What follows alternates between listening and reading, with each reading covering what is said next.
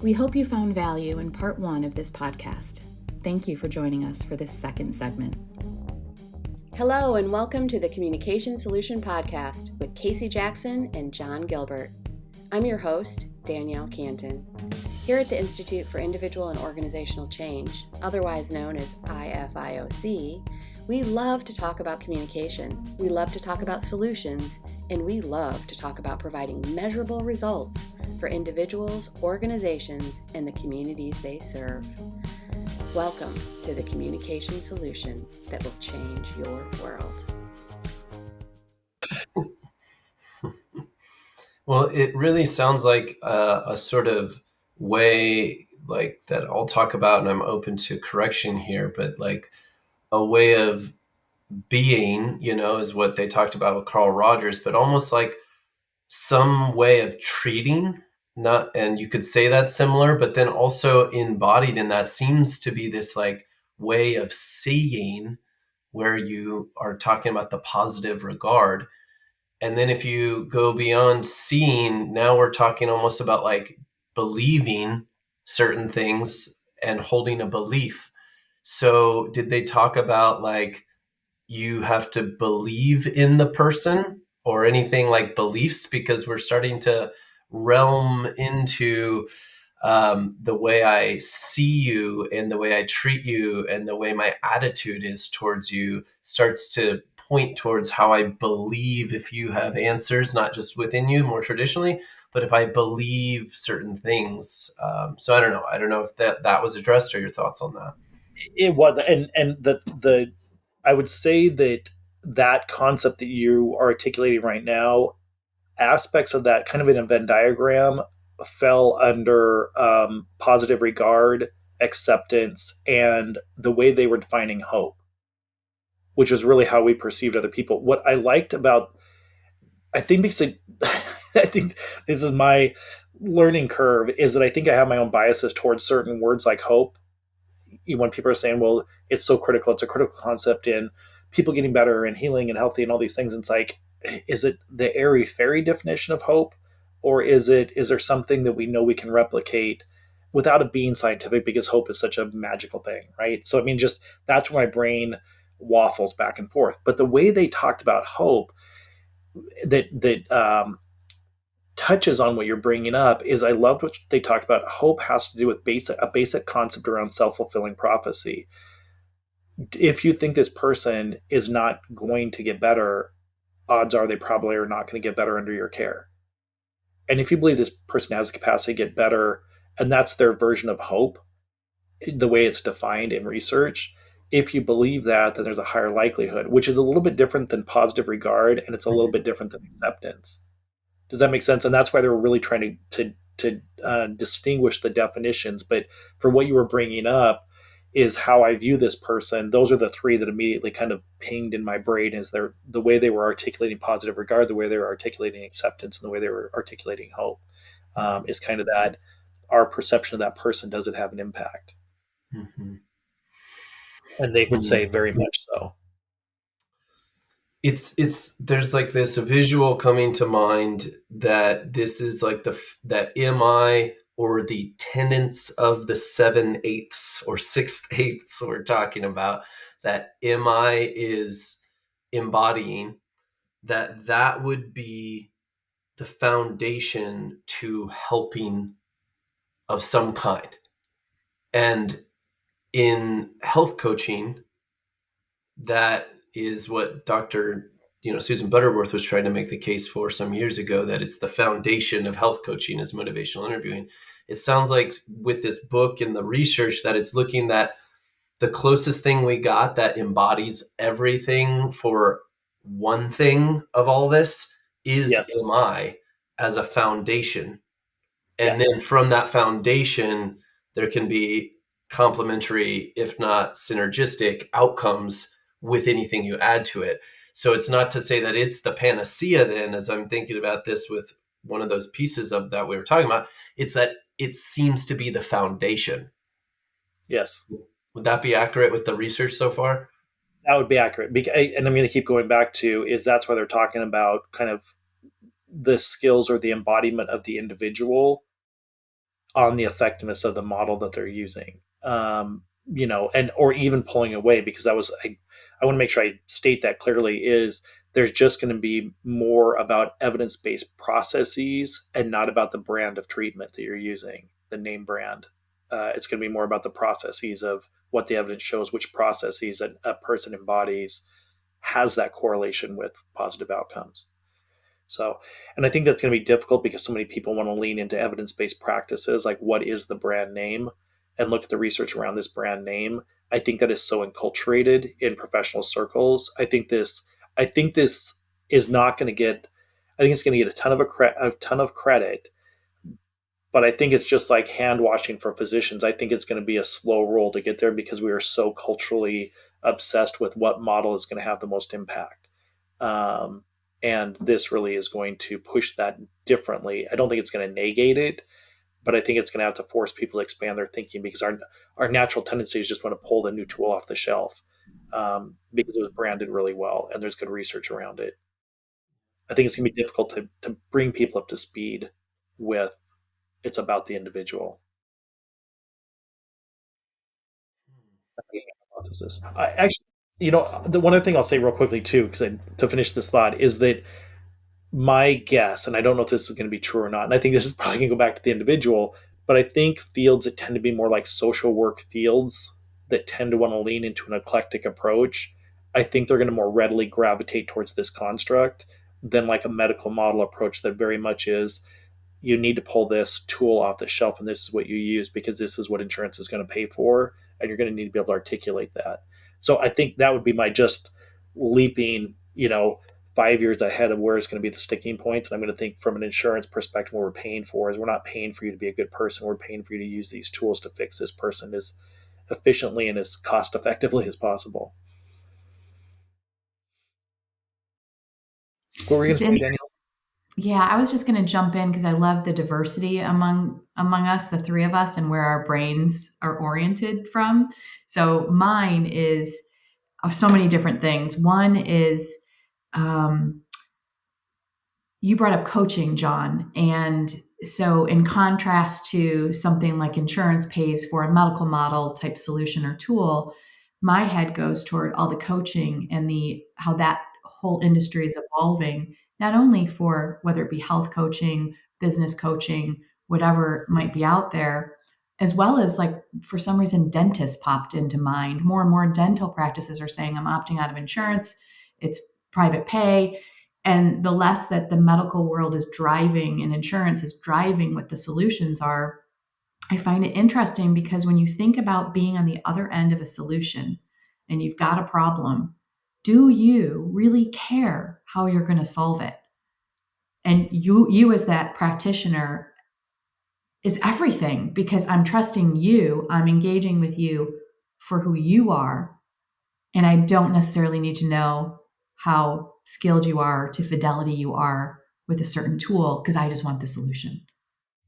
It's fascinating when you say that. I mean, just this is just recent experience, literally last weekend for me, with a friend who had called in utter desperation. Like, who would have said, if it wasn't against my belief system, I probably would step off the planet at this point in time. I would probably end my life because I don't want to be here anymore. And in that desperation, it's somebody who's retired, retired professional, very well respected professional. But the emotional pain was so high that it's like, I don't care if my insurance covers it or not. I will pay out of pocket. The level of desperation is so high that anything that is going to help me hang on, I'm willing to do. And I think that's the whole thing about, you know, do you wait 3 months on a waiting list to get to the best evidence-based practice when you're in that level of dire straits? Like that, I think this is where people are running into. It's like, I can't wait anymore. Like, I would rather have some semblance of sanity back in my life.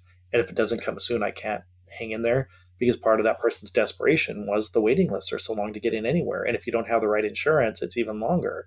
But if you're willing to pay out of pocket, it moves you to the front of the line. So, I mean, it just, those things I think are so complex. Then we get into whole, which we're not even going to touch, but just the socioeconomics of services for people and just the disparities out there for marginalized populations. Oh, I mean, that's That opens up a whole nother podcast in terms of it's just another if 18-hour podcast right there.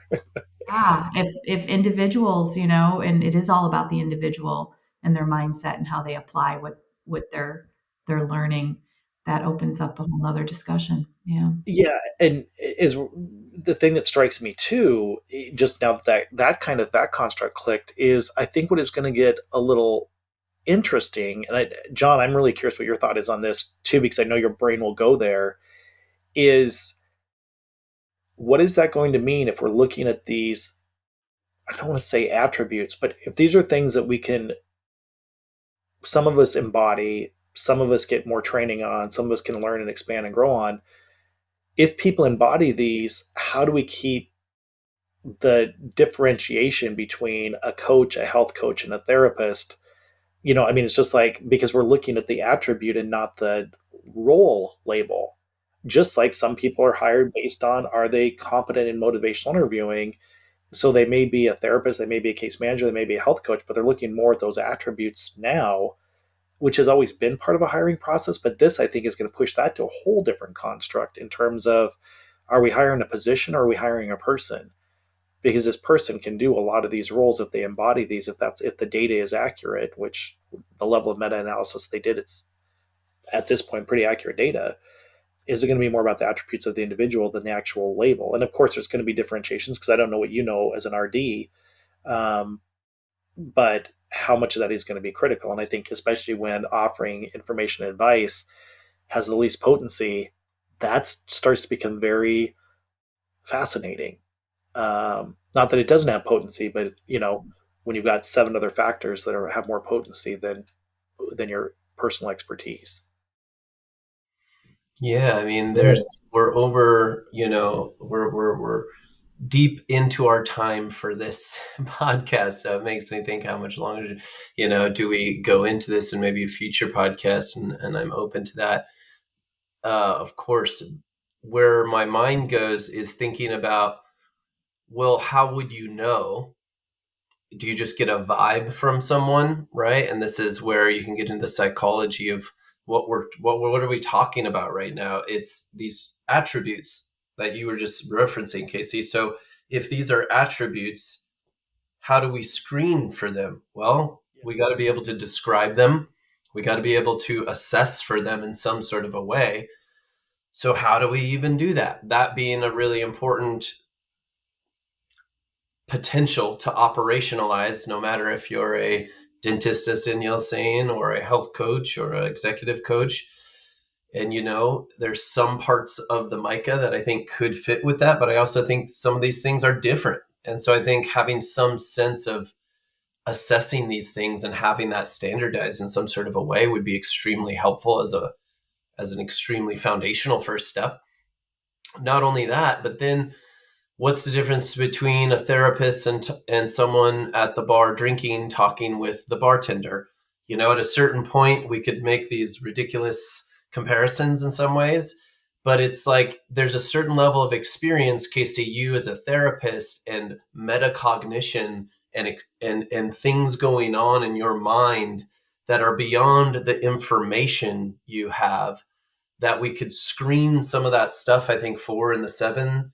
But I also think those 7 could be missing out on something in the context of the situation. And I don't know what that is, but that's my hunch.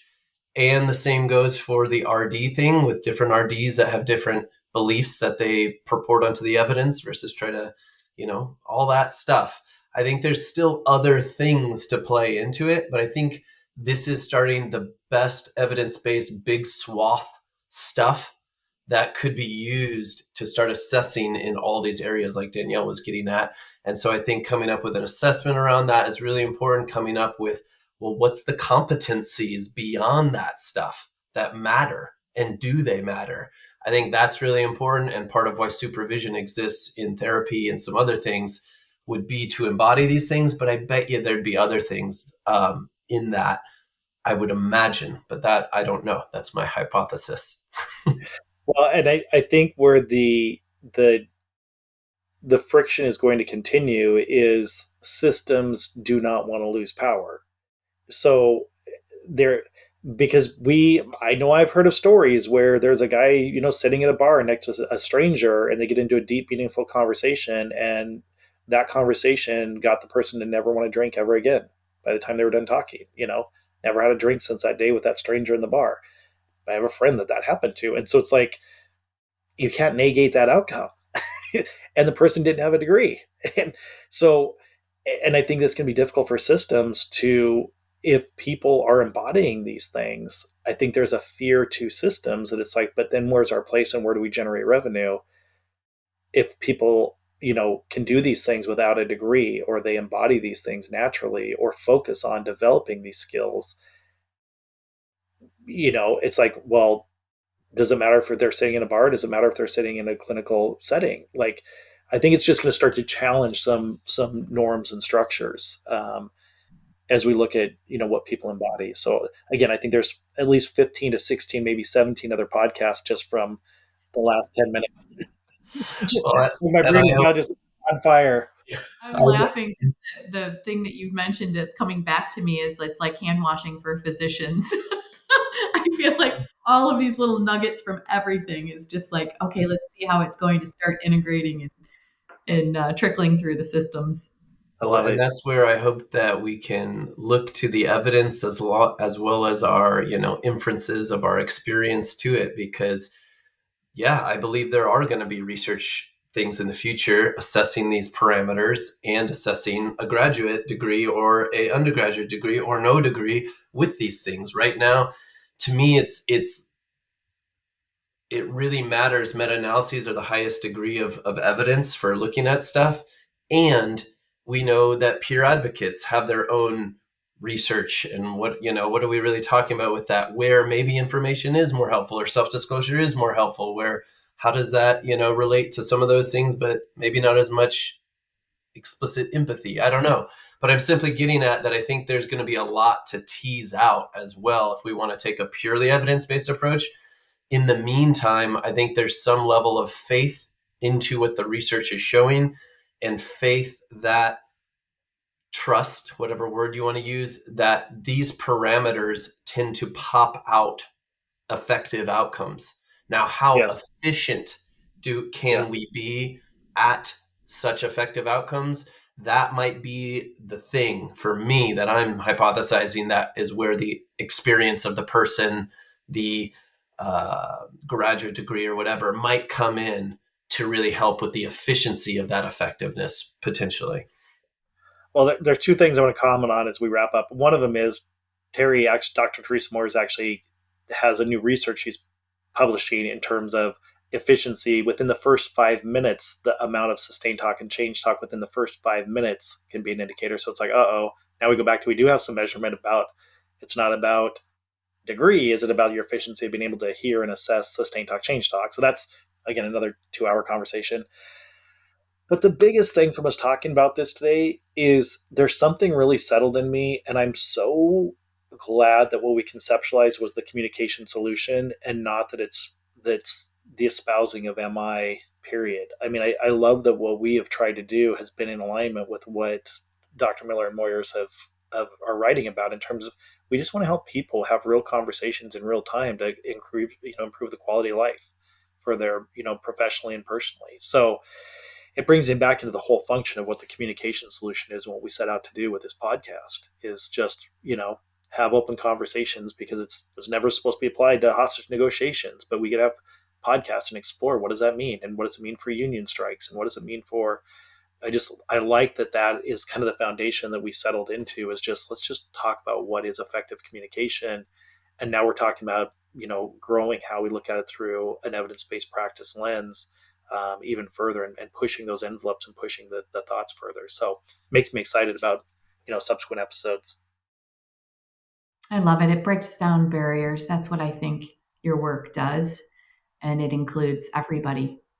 So Yes. it's a wonderful, wonderful podcast. I'm sure we'll continue the conversation. Thank you so much. I do have to leave on one parting note, which, because you kind of did a little to the hope tenant, And I got excited on that one, and I was like, "Oh, we're gonna have to talk about Shawshank Redemption because that's the whole crux of that Yes. movie." Yes. So there's so many great things to continue. One thing I will ask you is if for our listeners who may or may not be, tuned into motivational interviewing or practicing it, but understand that this is a communication solution, what would your advice be to them, given what you learned today and experienced with Doctors Miller and Moyer? I can just tell you off the top of my head, and I can't remember who the quote was, but it was never underestimate the power of compassion. There is no greater burden than to go through your life thinking no one cares or understands. And I think that's, for me, is just the power of empathy, of listening, of seeing people in a positive way. I think those are the things that I would consolidate. I think when I look at it, there's parts about being a good person, but it's like how to be a good person, and being a good person is going to have a positive impact, irrespective of if you have initials after your name. It'll make you a better parent, it'll make you a better partner. And those are the things I think that are so profound when we look at healthy communication. Amazing. Amazing. Great summary. Great advice. Thank you so much, you guys. We will see you on the next podcast. Thanks, everybody, for joining us. Thank you. Bye, everyone. Thank you for listening to the Communication Solution Podcast with Casey Jackson and John Gilbert. As always, this podcast is about empowering you on your journey to change the world. So if you have questions, suggestions, or ideas, send them our way at casey@ifioc.com. That's CASEY@ifioc.com. For more information or to schedule a training, visit ifioc.com. Until our next Communication Solution podcast, keep changing the world.